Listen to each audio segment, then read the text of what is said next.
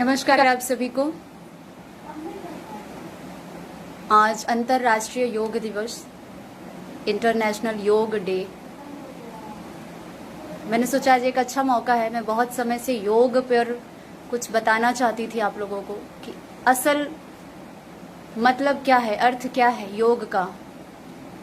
तो आज का दिन मुझे लगा कि इसी बहाने थोड़ा समय मिल गया कि आप लोगों के साथ में डिस्कस कर सकूं। आप लोगों को मेरी आवाज़ आए तो मुझे बता दीजिएगा कि हाँ मैं अच्छे से सुनाई दे रही हूँ आप लोगों को।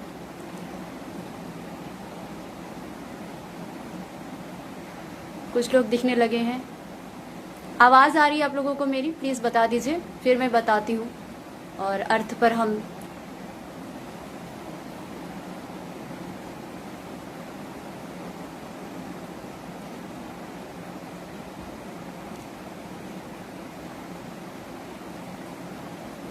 आवाज़ आ रही है आप लोगों को मेरी? प्लीज़ मुझे सूचित कीजिए, बताइए।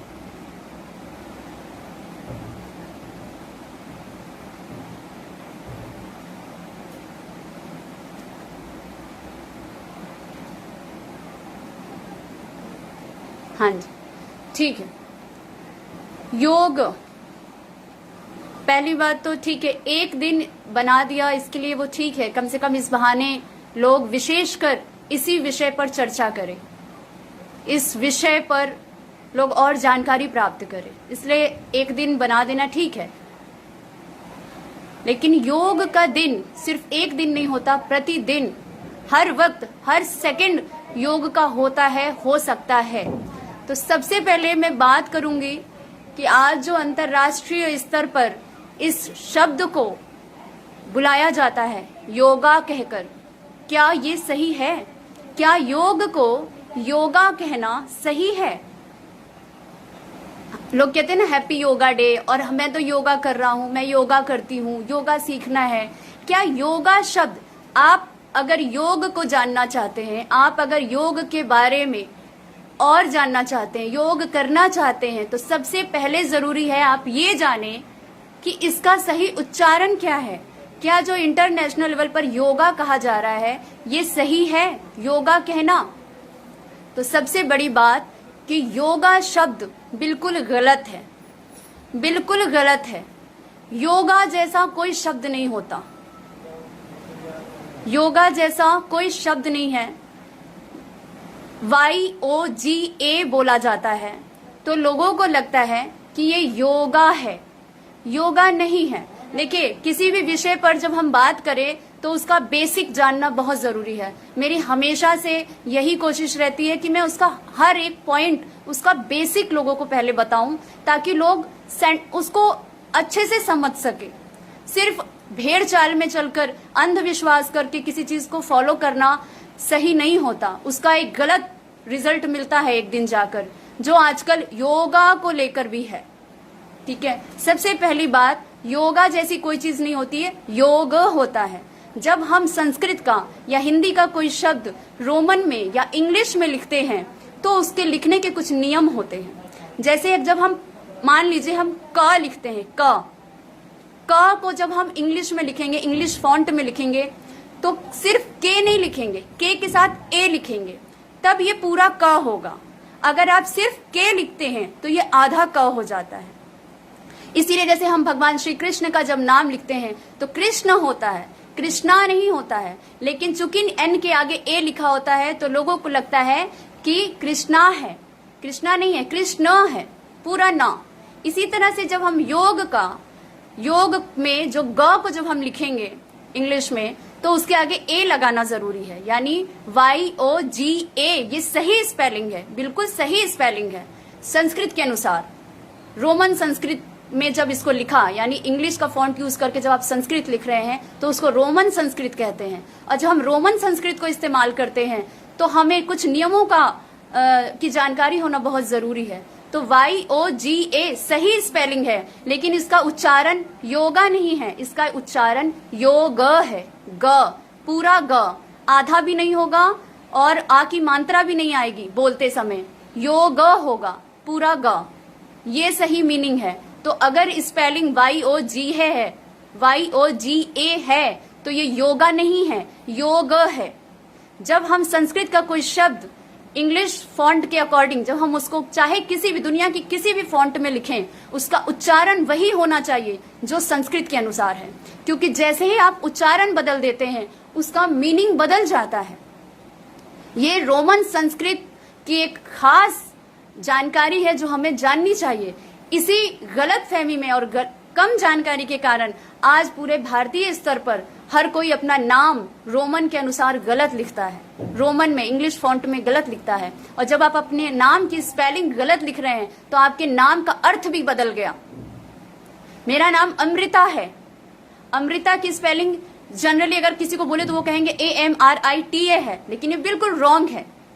ये स्पेलिंग मेरे नाम के रोमन संस्कृत के अनुसार ये स्पेलिंग गलत है।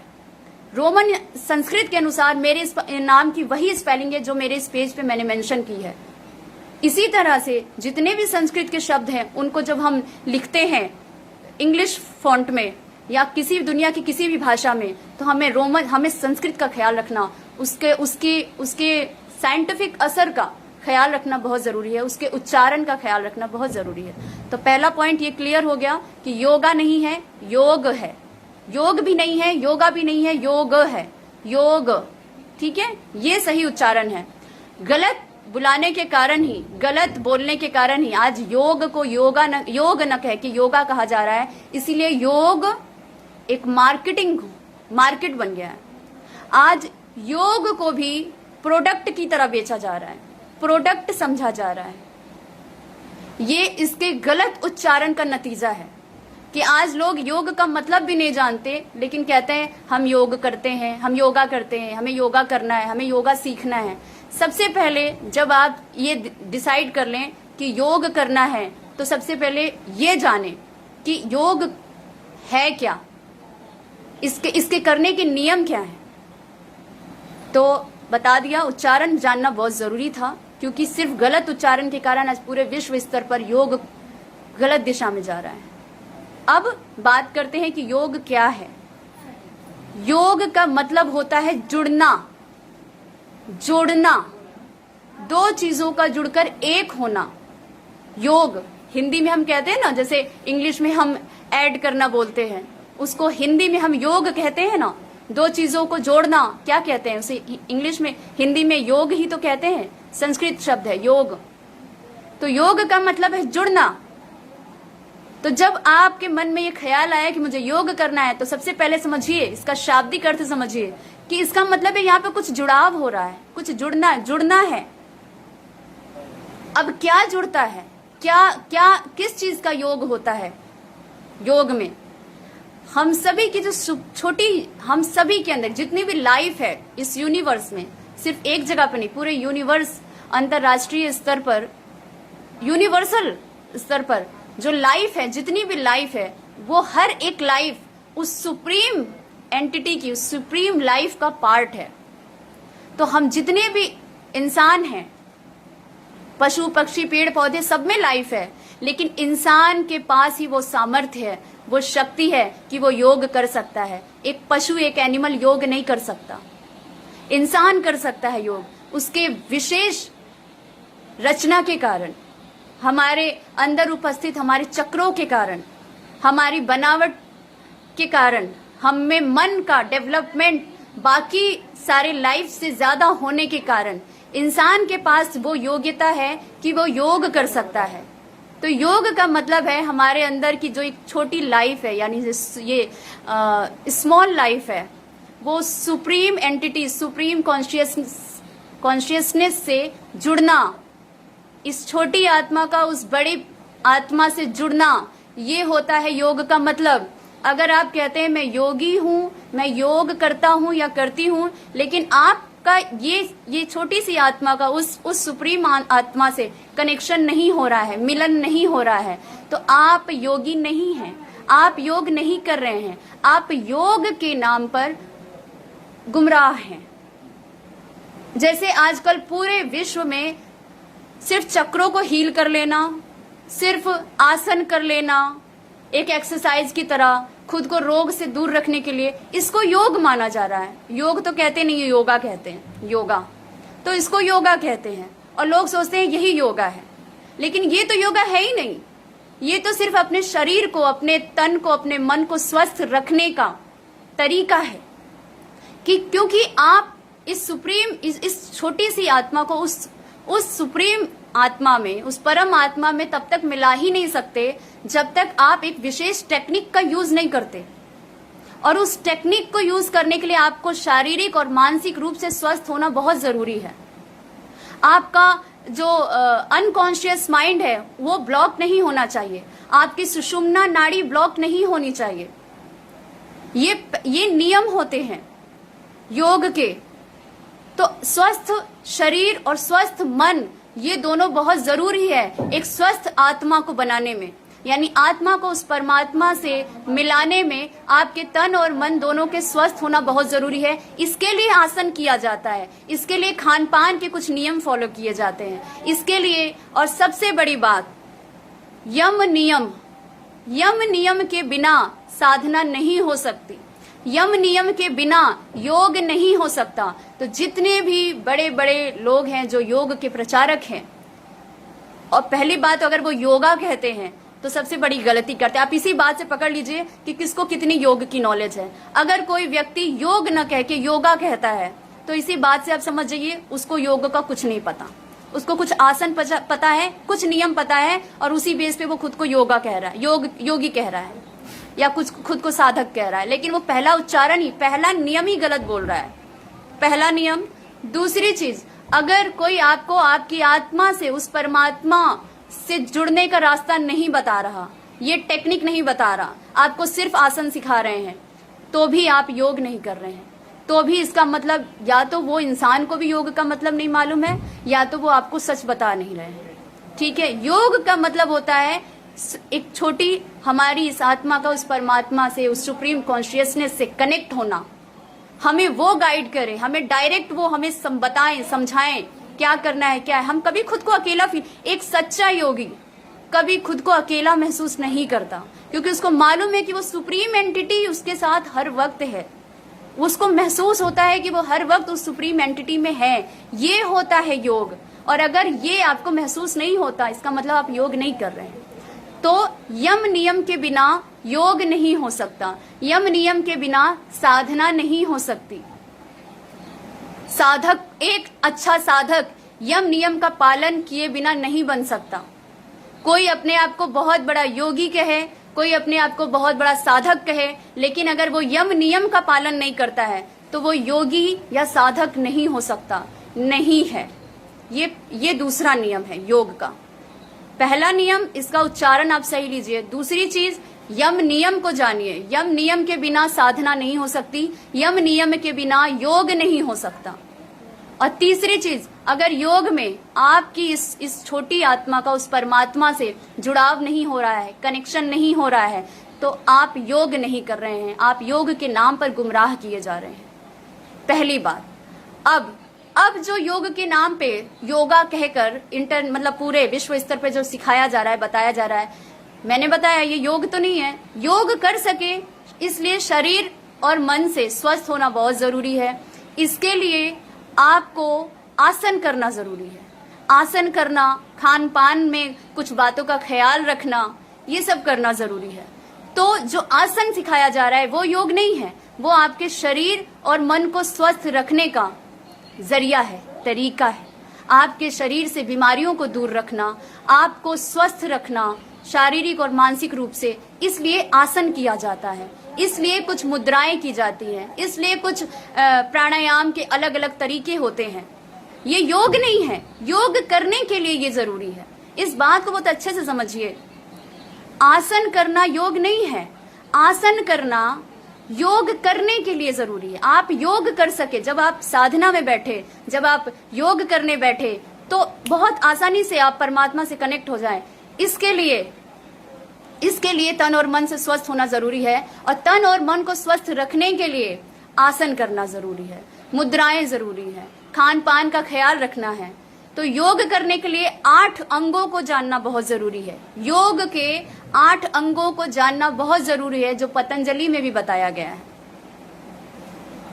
जिसको श्री श्री आनंद मूर्ति जी ने बहुत विस्तार से बताया है। पहला, यम नियम, प्रत्याहार, आहार और आपका प्राणायाम, ईश्वर प्रणिधान, ये सारे इन सब को मिलाकर 8 अंग हैं योग करने के लिए। जब आप इन 8 अंगों को समझते हैं, मैं एक एक करके समझाऊंगी। आज तो मैं बेसिकली सिर्फ योग बताने के लिए आई थी, लेकिन ये 8 अंग कौन कौन से, खास करके यम नियम। अगर एक व्यक्ति यम नियम का पालन नहीं करता, वो एक सच्चा इंसान भी नहीं बन सकता। यम नियम का पालन किए बिना कोई व्यक्ति सच्चा इंसान नहीं बन सकता।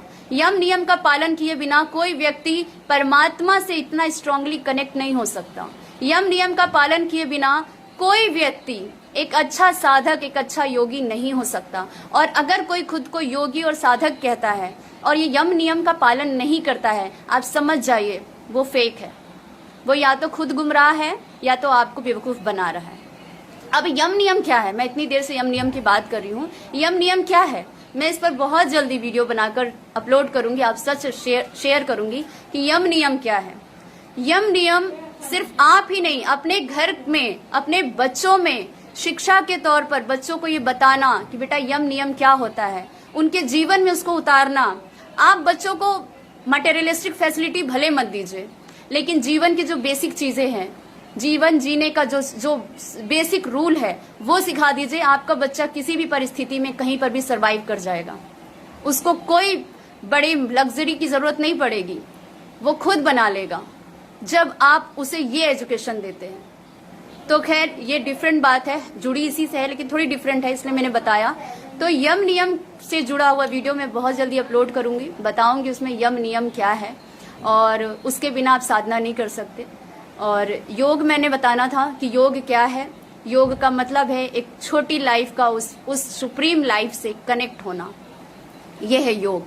योग कर सके इसलिए तन मन से स्वस्थ होना बहुत जरूरी है। तन मन से स्वस्थ हो सके इसके लिए आपका आहार, खान पान, आपका एक्सरसाइज, व्यायाम, ये सब करना। इसके लिए आसन किया जाता है, प्राणायाम किया जाता है और मुद्राएं की जाती हैं। ये सारी चीजें आपकी जरूरी है स्वस्थ रहने के लिए। ये योग नहीं है। आज योग डे पे सबसे पहले 2 बातों को जानना बहुत जरूरी है, इसलिए मैं बता रही हूँ। पहला, योगा जैसा कुछ नहीं होता, योग होता है। योगा बोलना ही आज, ये योगा उच्चारण नहीं, आज योग को मार्केट बना दिया है। आज योगा के नाम पर योग को प्रोडक्ट बना के बेचा जा रहा है। ये बहुत बड़ी गलती है, बहुत बड़ी गलती है और बहुत गलत काम है, जिसका रिजल्ट गलत मिल रहा है धीरे धीरे। एक दिन ऐसा आ जाएगा, अगर ऐसा ही चलता रहे तो एक दिन ऐसा आएगा कि लोगों को इससे भी नफरत हो जाएगी, क्योंकि सही नहीं बताया जा रहा है, गलत बताया जा रहा है। योग कोई मार्केट नहीं है, योग सबका अधिकार है। हर एक प्राणी का, हर एक व्यक्ति का अधिकार है योग। ये मार्केट की चीज नहीं है, ये चार्जेबल नहीं होता। दूसरी चीज, योग का उच्चारण गलत है। दूसरी चीज, यम नियम के बिना योग नहीं हो सकता, इसलिए यम नियम क्या है ये जानना बहुत जरूरी है। ये मैं बताऊंगी बहुत जल्दी अपने अगले वीडियो में या उसके अगले वीडियो में। यम नियम को अच्छे से विस्तारित करके बताऊंगी। यम नियम के बिना साधना नहीं हो सकती, यम नियम के बिना योग नहीं हो सकता। कोई अपने आप को योगी कहता है लेकिन यम नियम का पालन नहीं करता, वो या तो खुद अज्ञानी है या तो आपको मूर्ख बना रहा है। आप लोग बेवकूफ बनाए जा रहे हैं, ठीक है। ये हो गया। और तीसरा नियम, योग करने के लिए बहुत जरूरी है आपका शारीरिक और मानसिक रूप से स्वस्थ होना। इसके लिए आपका आसन, प्राणायाम, मुद्राएं की जाती हैं, वो योग नहीं है। योग करने के लिए एक जरूरी एक्टिविटी है। इसके बिना आप शारीरिक रूप से स्वस्थ नहीं रहते, मानसिक रूप से स्वस्थ नहीं रहते, इसलिए आसन करना तो बहुत जरूरी है। लेकिन आसन ही योग है, ये एक मिथ है, गलत फहमी है। तो आई थिंक, मुझे लगता है कि आज योग डे पे ये जानकारी बहुत जरूरी थी आप सभी को देना, और इसलिए मैं आज लाइव आई। तो उम्मीद करती हूँ कि इससे आप लोगों को एक सही जानकारी मिली, कॉन्शियसली आप लोगों ने समझा कि योग क्या है। योग के नाम पर गुमराह मत बनिए, योगा जैसा कुछ नहीं होता, योग होता है। और योग क्या होता है बता दिया, योग करने के लिए क्या नियम होते हैं वो भी मैंने बता दिया, और भी विस्तार से वो 8 अंगों को बताऊंगी धीरे धीरे करके, एक एक करके अपने वीडियोस में। और आप योग कीजिए, योग करना सबका अधिकार है, जरूर कीजिए, लेकिन सही तरीके से कीजिए। नमस्कार। हर दिन योग का है और योग हर क्षण होता है। नमस्कार।